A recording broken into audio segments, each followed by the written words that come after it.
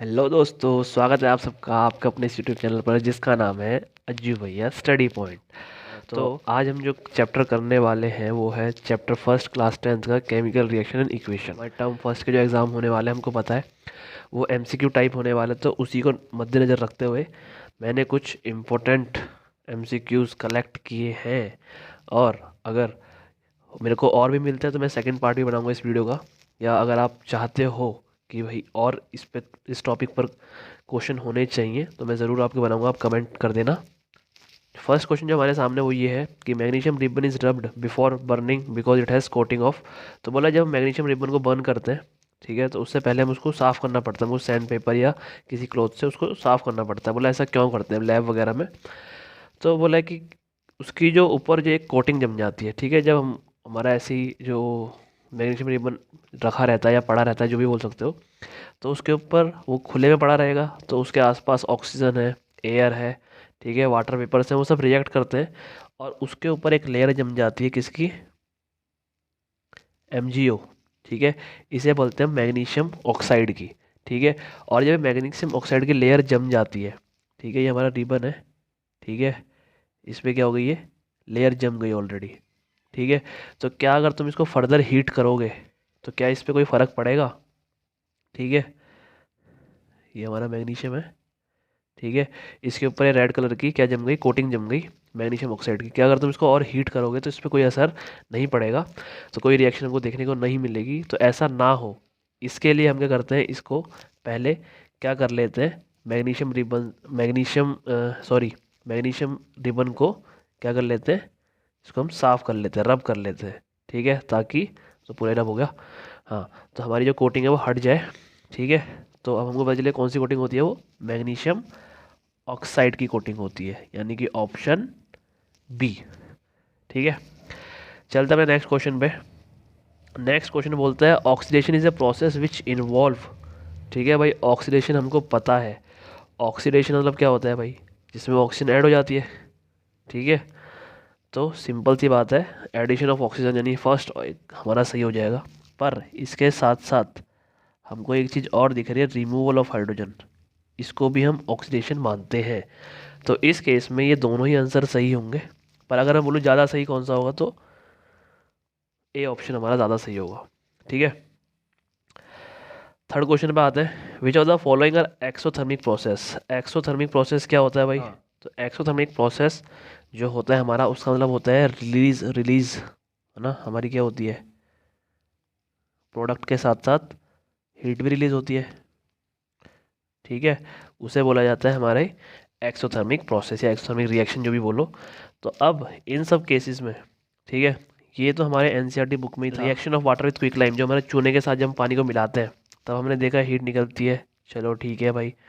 Dilution of acid, ये भी हमारी एनसीईआरटी बुक में था कि जब हम डाइल्यूट करते हैं एसिड को, एसिड में पानी मिलाते हैं, ठीक है, उसकी कंसनट्रेशन को कम करते हैं, तब भी हमारी हीट निकलती थी, रिलीज होती थी, चलो ये भी ठीक है। इवोपरेशन ऑफ वाटर, ठीक है, बोला जब वाटर इवोपरेट होता है, ठीक है, वाटर इवोपरेट होगा तो वो हीट लेगा ना कि देगा। ठीक है, तो इसलिए ये तो नहीं है।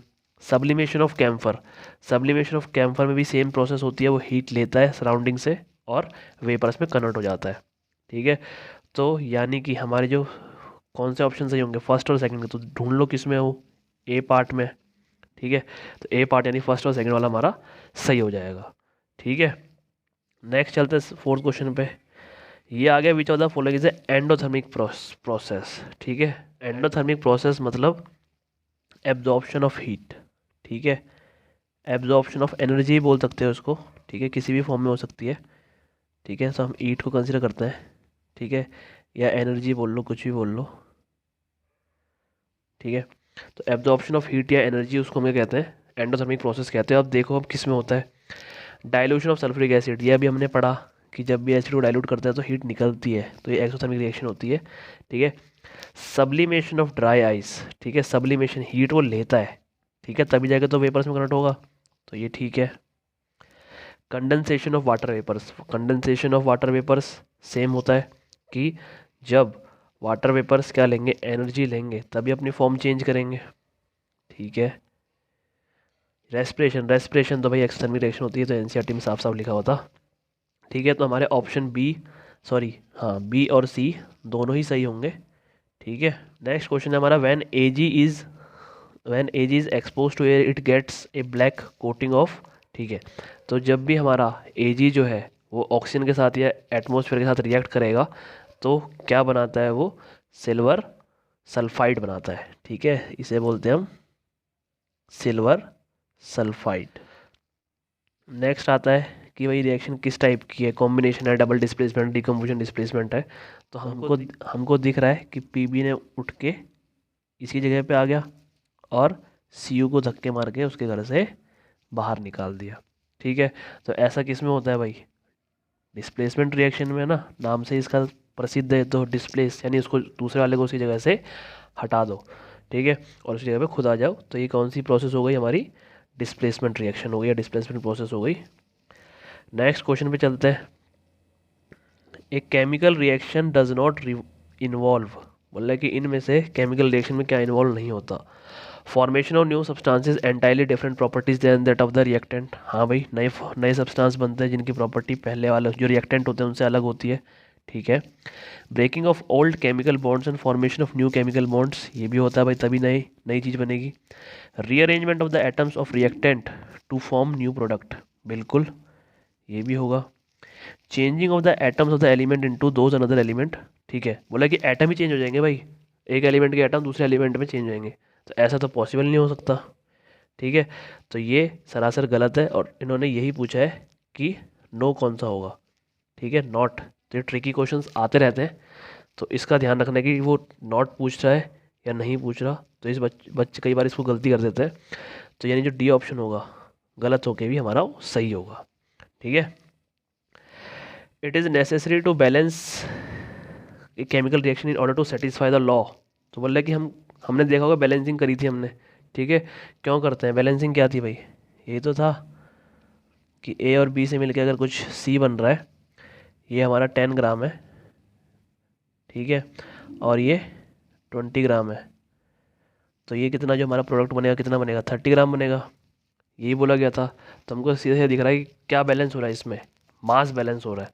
तो इसलिए हमारा law of conservation of mass वो फॉलो हो सके, वो सेटिस्फाई हो सके, उसके लिए हम क्या करते हैं, केमिकल इक्वेशंस को बैलेंस करते हैं। ठीक है, we store silver chloride in dark coloured बोतल बिकॉज इट इज़। ठीक है भाई, मतलब जो सिल्वर क्लोराइड की बोतल रहती है उसको डार्क बॉटल्स में कंटेन करके रखते हैं। ऐसा क्यों होता है भाई, क्योंकि बेसिकली जो हमारा सिल्वर क्लोराइड होता है यानी जो हमारा AgCl होता है, तो जब वो सनलाइट के कांटेक्ट में आता है तो उसमें हो जाती है डीकम्पोजिशन रिएक्शन। ठीक है, यानी जो हमारा Ag है वो अलग हो जाता है और Cl है वो अलग हो जाता है। ठीक है, तो ऐसा ना हो, हमारा सिल्वर क्लोराइड एक साथ रहे, बंध के रहे, तो इसलिए उनको कहाँ रखा जाता है, डार्क कलर की बॉटल में। ठीक है, तो बोल रहा है कि क्या क्या होगा इसमें, तो to avoid action by sunlight. ठीक है भाई, सनलाइट उसके लिए हानिकारक है क्योंकि सनलाइट पड़ते ही क्या हो जाएगा, वो ब्रेक हो जाएगा अपने कंस्टेंट एलिमेंट्स में। नेक्स्ट क्वेश्चन जो हमारे पास वो है, name the product form when iron filings are heated with dilute hydrochloric acid. ठीक है, बोला है जब हमारी आयरन फिलिंग्स, ठीक है आयरन फिलिंग्स बोले तो जब हम आयरन को एकदम चूरा चूरा कर दिया, तो जब उसको क्या करा जाता है, हाइड्रोक्लोरिक एसिड के साथ रिएक्ट करवाया जाता है, तो क्या होता है, तो बोला है जो उससे हमारे पास बनता है वो बनता है हमारे पास FeCl2।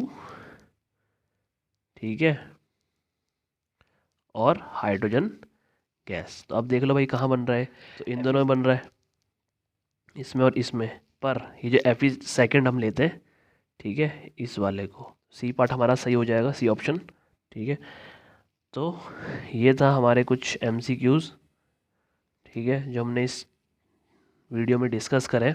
अगर मेरे को और MCQ मिलते हैं तो मैं और ढूंढ के एक और वीडियो बनाऊंगा पार्ट 2, अगर या फिर आपको और चाहिए तो तब भी मैं बनाने के लिए रेडी हूँ। ठीक है, तब तक अपने दोस्तों से शेयर कीजिए, सब्सक्राइब कीजिए इस चैनल को। ठीक है, अपने दोस्तों के साथ, ताकि उनकी भी प्रिपरेशन हो सके। धन्यवाद आपका।